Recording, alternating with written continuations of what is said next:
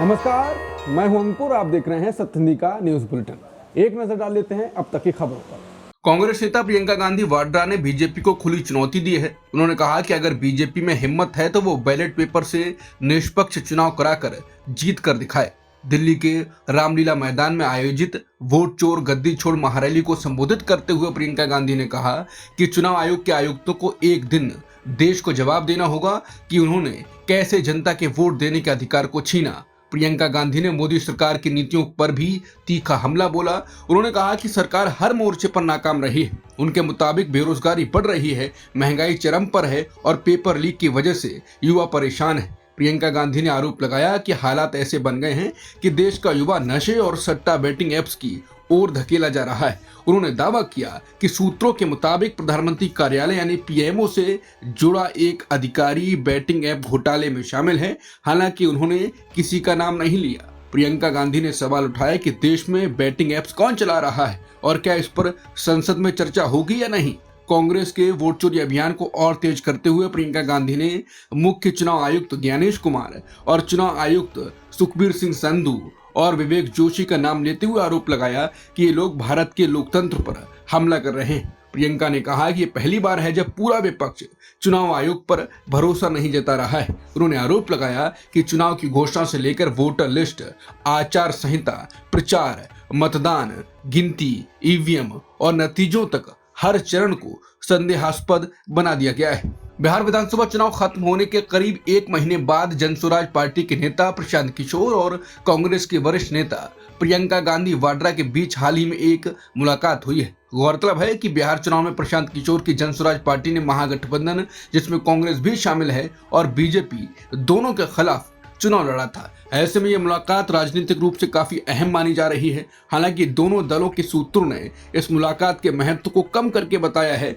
और कहा कि इसका कोई बड़ा राजनीतिक मतलब नहीं निकाला जाना चाहिए।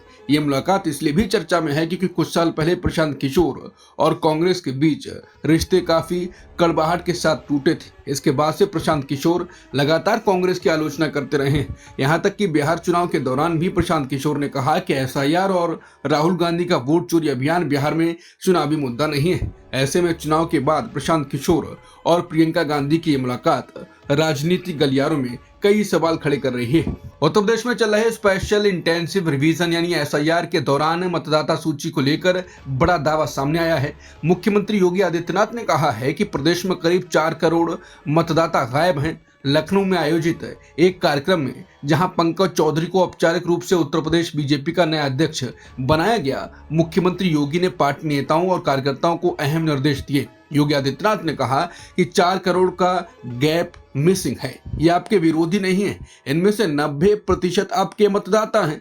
मुख्यमंत्री ने बीजेपी कार्यकर्ताओं से कहा कि एसआईआर के बचे हुए 12 दिनों में वो अपने अपने बूथ पर हर वोटर तक पहुंचे और ये सुनिश्चित करें कि सभी का नाम वोटर लिस्ट में दर्ज हो। तमिलनाडु के मुख्यमंत्री और डीएमके अध्यक्ष एमके स्टालिन ने बीजेपी और संघ परिवार पर तीखा हमला बोला। स्टालिन ने कहा कि केंद्र में बीजेपी के लगातार तीसरी जीत के बाद दक्षिणपंथी और प्रतिक्रियावादी ताकतें पहले से कहीं ज्यादा आक्रामक हो गई हैं। स्टालिन ने साफ कहा कि केंद्रीय गृह मंत्री अमित शाह हों या पूरा संघ परिवार, कोई भी तमिलनाडु में जीत हासिल नहीं कर सकता है। स्टालिन ने कहा कि तमिलनाडु की राजनीति की सोच अलग है और यहाँ धर्म, नफरत और विभाजन की राजनीति नहीं चलेगी। उन्होंने दावा किया कि राज्य की जनता बीजेपी की विचारधारा को कभी स्वीकार नहीं करेगी।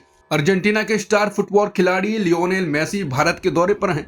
मेसी से जुड़े कार्यक्रम के दौरान पश्चिम बंगाल में मची अफरा तफरी को देखते हुए दिल्ली पुलिस सुरक्षा को लेकर अलर्ट है। दिल्ली में सोमवार को होने वाले कार्यक्रम के लिए दिल्ली पुलिस ने अरुण जेटली स्टेडियम और उसके आसपास मल्टी लेयर्ड सुरक्षा व्यवस्था की है। न्यूज एजेंसी पीटीआई के मुताबिक अधिकारियों ने रविवार को बताया कि ये कार्यक्रम दोपहर 1 बजे से 4 बजे तक आयोजित किया जाएगा। बता दें, शनिवार को मेसी जब कोलकाता के सॉल्ट लेक स्टेडियम पहुंचे तो दर्शकों में उनको लेकर जबरदस्त उत्साह था। हालांकि उत्साह कुछ ही समय बाद गुस्से में बदल गया जब लियोनेल मेसी वहां से जल्दी निकल गए। इस दौरान स्टेडियम में कुर्सियां और बोतलें फेंकते दर्शकों की तस्वीरें भी सामने आईं। दिल्ली में सोमवार की सुबह घना कोहरा छाया रहा, जिसमें शहर के कई इलाकों में दिखाई देना लगभग शून्य हो गया। कोहरे की वजह से सुबह की ट्रैफिक रफ्तार काफी धीमी रही और वाहन चालकों को भारी परेशानी का सामना करना पड़ा। मौसम विभाग ने दिल्ली के लिए ऑरेंज अलर्ट जारी किया है और लोगों से सतर्क रहने की अपील की है। मौसम विभाग के मुताबिक रात का तापमान गिरकर 8.2 डिग्री सेल्सियस तक पहुंच गया। कोहरे के साथ साथ दिल्ली की हवा की हालत भी बेहद खराब बनी हुई है।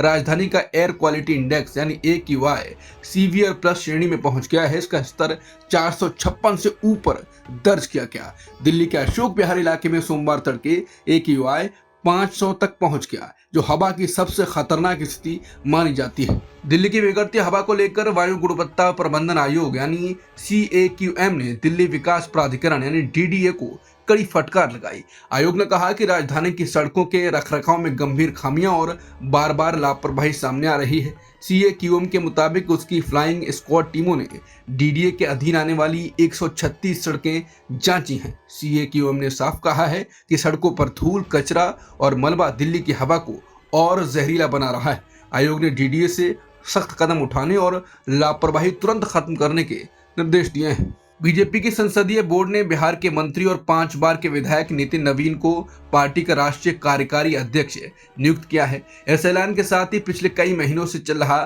सस्पेंस खत्म हो गया।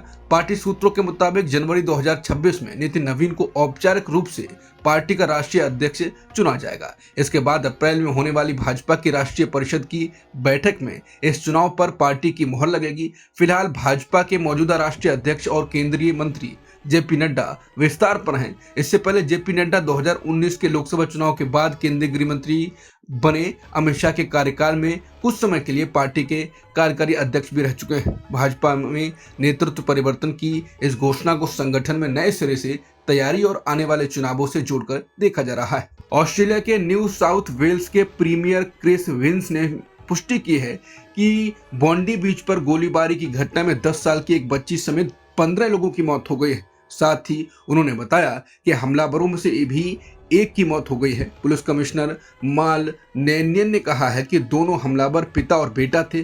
पिता की उम्र 50 साल और बेटी की उम्र 24 साल बताई गई है। पुलिस के मुताबिक 50 वर्षीय हमलावर को पुलिस ने गोली मार दी थी, जिसके बाद उसकी मौत हो गई। वहीं 24 वर्षीय युवक की हालत गंभीर बनी हुई है। इस घटना के बाद 42 लोगों को अस्पताल ले जाया गया। इनमें वो पुलिसकर्मी भी शामिल हैं जो मौके पर ड्यूटी पर मौजूद थे। पुलिस ने बताया है कि 50 वर्षीय व्यक्ति के पास हथियार रखने का लाइसेंस था। उसके नाम पर 6 हथियार रजिस्टर्ड थे और बॉन्डी बीच से भी 6 हथियार बरामद किए गए हैं। ऑस्ट्रेलिया के प्रधानमंत्री एंथनी अल्बनीज़ ने कहा है कि भविष्य में इस तरह के हमलों से निपटने के लिए हर जरूरी संसाधन लगाए जाएंगे।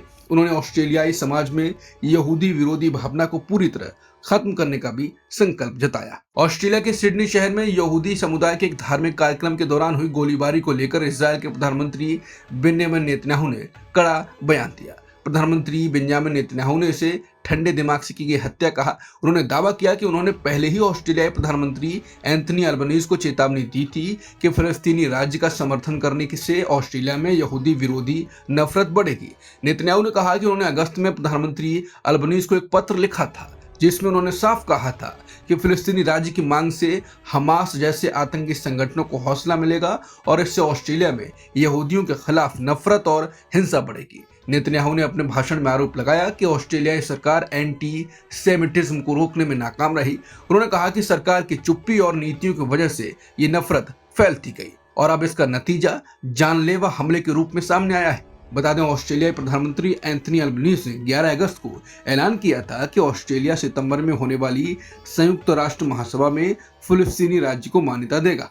यूक्रेन के राष्ट्रपति वोलोदिमीर ज़ेलेंस्की ने रूस यूक्रेन युद्ध को खत्म करने को लेकर बड़ा बयान दिया। ज़ेलेंस्की ने कहा कि अगर पश्चिमी देश यूक्रेन को मजबूत सुरक्षा गारंटी देते हैं तो उनका देश नाटो में शामिल होने की मांग छोड़ने को तैयार है। हालांकि ज़ेलेंस्की ने साफ कर दिया कि वो रूस को यूक्रेनी जमीन देने के किसी भी सुझाव को स्वीकार नहीं करेंगे। उन्होंने अमेरिका की उस सोच को खारिज कर दिया जिसमें युद्ध खत्म करने के लिए रूस को इलाका सौंपने की बात कही जा रही है। रविवार को ज़ेलेंस्की जर्मनी की राजधानी बर्लिन पहुंचे, जहां उनकी अमेरिका और यूरोप के वरिष्ठ अधिकारियों के साथ अहम बैठकें हुई। ये बैठकें यूक्रेन युद्ध को खत्म करने की कोशिशों का हिस्सा हैं।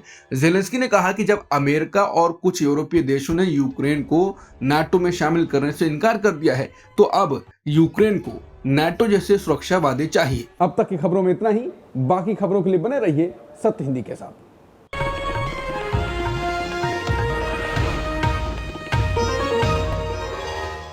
Copyright disclaimer under Section 107 of the Copyright Act 1976. Allowance is made for fair use for purposes such as criticism, comment, news reporting, scholarship, and research. Fair use is a use permitted by copyright statute that might otherwise be infringing.